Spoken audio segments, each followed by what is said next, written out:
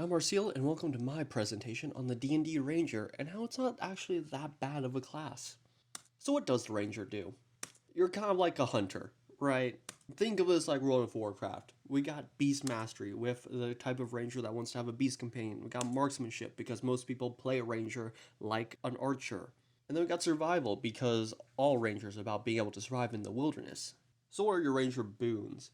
You got vibes and you got aura. Now, I don't think Rangers are that bad in terms of their actual abilities, but boy, do some people not run the games where you can use them. So for most people, it really is just vibes and aura.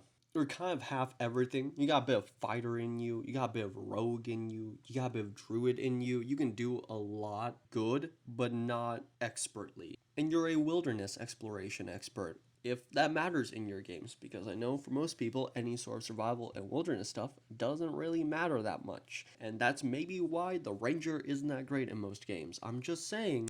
So your Ranger Banes, for most people you're cared by the subclass features because that's where you get mostly the non-survival based features that you can deal damage with. And once again, most people probably don't use their survival mechanics. Weather effects, temperature effects, food and drink needs, any sort of greater wilderness exploration, spell materials, ammunition. I hear a lot of people hand wave them. So when you're a class that's sort of centered around those ideas, it's not gonna be great. So what Ranger subclasses are there? First and foremost, you got the Hunter. You hunt things. You can stare down a creature and learn what sort of resistances and vulnerabilities it may have, and you have a few defensive options later on.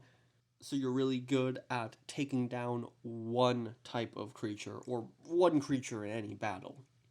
Next we have the Beastmaster. This is the Ranger that has the Beast Companion, and which I believe to be the worst one when you don't have the Tasha's Cauldron stuff, because it does the horrible sin of not letting you have the fancy that you want when you choose it with its base features. That being said, Tasha fixes it, so. Next I have the Gloomstalker. This one's a really cool Ranger. You're all about the darkness and the underdark. That's where your flavor comes from.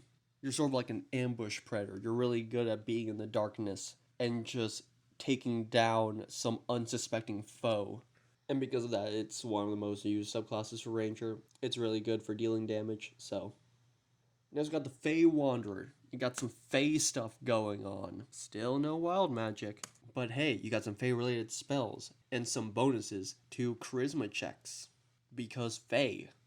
Then we got the Horizon Walker. You like find portals to other places and dimensions and stop the bad things from them from coming out. You're all about finding those otherworldly portals, entities, and stopping all that stuff. Sort of like a Watcher's Paladin. So that's what you're really honed in for hunting for as a Horizon Walker Ranger. Next we got the Monster Slayer. This is like the Hunter on steroids. You're really good at spotting the weaknesses of enemies and using them to your advantage. If I remember correctly, the abilities play more offensively than defensively, unlike the normal Hunter.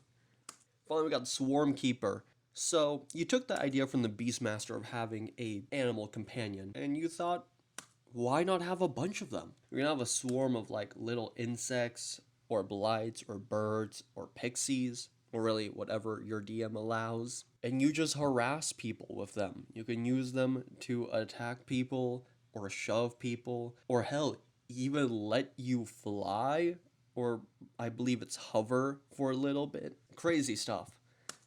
So the Ranger, you're a little carried by your subclass, but I believe the main drawback of the Ranger isn't the class abilities itself, but just people not wanting to use survival rules and all of that kind of stuff, at least to a larger extent, because the Ranger's really built around that. So when you don't have that, yeah, the Ranger's not going to have a lot of stuff to do. Overall, I really like it just for its vibes, and I mean, hey, a lot of people still play them without those rules just for the vibes and aura that the Ranger exudes, so it's clearly doing something right. Anyhow, feel free to leave your thoughts and opinions in the comments, whether positive or negative. I'm open to hearing them all.